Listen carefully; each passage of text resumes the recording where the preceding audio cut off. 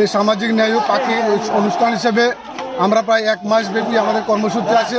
সেই কর্মসূচি সামনে রেখে আমাদের আজকে মৎস্য প্রাঙ্গণ থেকে শুরু করে বাজার অবধি আমরা সাফাই অভিযান কর্মসূচি নিয়েছি।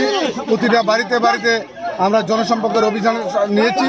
হঠাৎ করে মার্কসিস্ট কমিউনিস্ট পার্টি সেই মার্কসিস্ট কমিউনিস্ট পার্টি হারমাদ্রা এখানে এসে জড়ো হতে থাকে।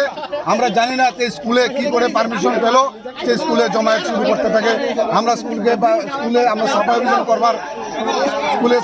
করবার সময় যাই আমরা, তখন তারা জড়ো হতে থাকে। আমরা সেইকে সিপিএমের তার বিরুদ্ধে আমরা ধিক্কার প্রকাশ জানিয়েছি।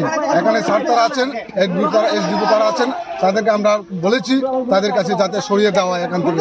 কারণ আমাদের কর্মসূচি অনেকদিন আগে থেকে কর্মসূচি নেওয়া হয়েছে, সেই কর্মসূচিগুলি আমরা পালন করতে যেতে হবে। এখানে কি আপনারা কি স্বচ্ছ ভারত অভিযান করতে? স্বচ্ছ ভারত চলছে, মানুষের জনসম্পর্ক চলছে।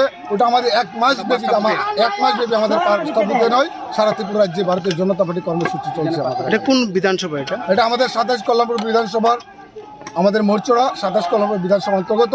এখানে যারা মার্কসিস্ট কমিউনিস্ট পার্টি আসছেন তারা প্রত্যেকে এই বিধানসভার একমাত্র মনীন্দ্রবাবু ছাড়া এই বিধানসভার একটা ছেলে নেই। এই বিধানসভার প্রত্যেকটা অন্য জায়গা থেকে নিয়ে আসছে।